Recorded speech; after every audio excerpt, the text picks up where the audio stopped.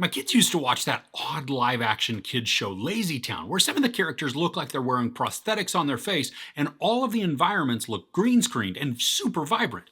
Well, there's a French movie that just landed on Netflix called BigBug, and it has some of the same aesthetics. But how's the story?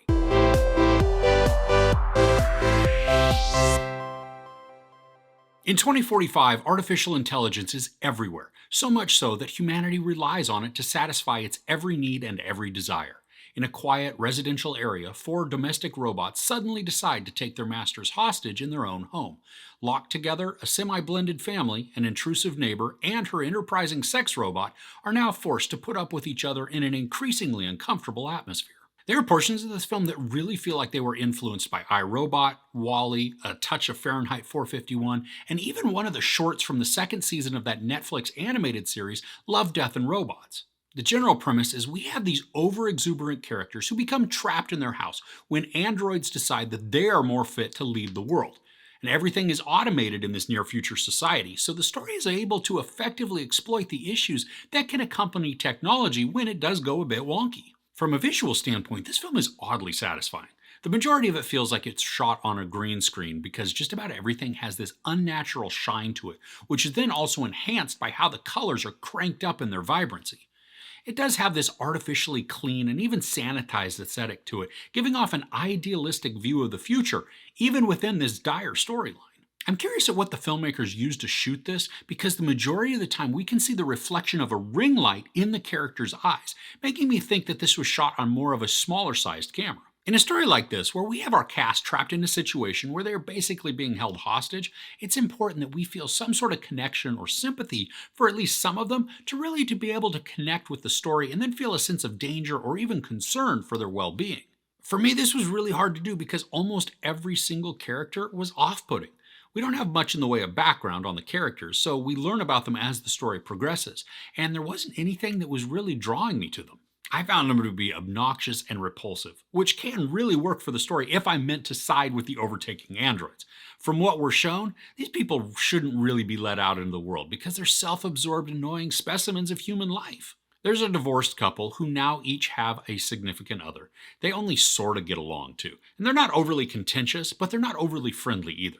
The ex-husband is smug, arrogant, and he's rude. And the ex-wife is whiny, extremely melodramatic, and erratic. Then their significant others are just as bad, making them perfect for each other. There's a neighbor who enters the story and she's just kind of there. I mean, her addition allows for a future convenience and even a little bit of humor, even if most of that was forced. The only characters that were semi-okay to endure were these two teenagers, the daughter of the divorced couple and the son of the ex-wife's boyfriend. Following that? They sort of just move throughout the scenes, and I mean, sometimes they can elicit sympathy because they appear to be the most level-headed of the entire group. This feels like it's attempting to be a social commentary or a cautionary tale about our reliance on automation and the potential dangers of artificial intelligence. Now, I know this isn't a new concept, but that's not too bothersome. There are many ways that these ideas can be examined and pursued. The issue becomes that it's just not compelling in the storytelling. I mean, if the film is going to take an idea that has been done several times before, there needs to be some other draw for engagement. The visuals do that to a certain degree, especially with how everything just looks artificial. And this complements the AI concept and then is even satirized some by the constant bombardment of intrusive advertisements that are customized for the household. And this is poking fun at all of our current smart devices that listen in to just everything we do and say. While I appreciate what the narrative is trying to point out about the dangers of relying too heavily on technology, the way it goes about this is more of a chore to endure than something enjoyable. That being said, there were still portions that I enjoyed. There's an ongoing bit that the story uses to showcase how the androids are beginning to take over, but also show the ridiculousness that humanity can embrace for entertainment. There's a TV show that breaks in every once in a while called Homo Ridiculous, where humans are dressed and acting like animals as the androids are shown to be the dominant beings. Now, not only is this foreshadowing for the plot, but it effectively satirizes people's desire for fame and what they're willing to do to achieve it. The movie is just short of 2 hours, and I began to feel the time about halfway through. I think that's mainly because the situations were repetitive in their execution. I mean, at least in their concept. We'd watch the characters make a plan, try to carry it out, fail or have some mishap, and then do it all over again.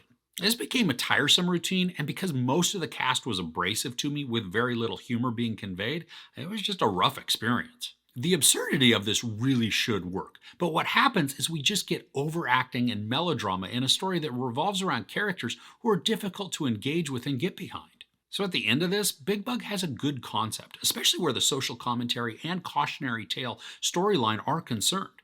But this is hampered by characters who are not charismatic and oftentimes are the exact opposite. The graphics look good, and from a visual standpoint, this film is beautiful to experience. The special effects are effective and they complement the vibrant and sanitized look of the environments. Unfortunately, though, visuals alone are not enough to make this a compelling watch, and the repetitious nature of the scenes make the almost 2-hour runtime very noticeable. And even though the whole concept of the narrative is not new, I appreciate that the story attempts to bring some novel ideas, even if it doesn't accomplish its goal. There's sex, nudity, a lot of profanity, and some violence. I give Big Bug 2 out of 5 couches. What's a movie or show with a great cautionary tale or maybe a social commentary that you can recommend to me? Let me know in the comments below. If you enjoyed this review, please give it a like. Also, don't forget to share and subscribe. I'm Chris. This is Movies and Munchies. Thanks for couching with me.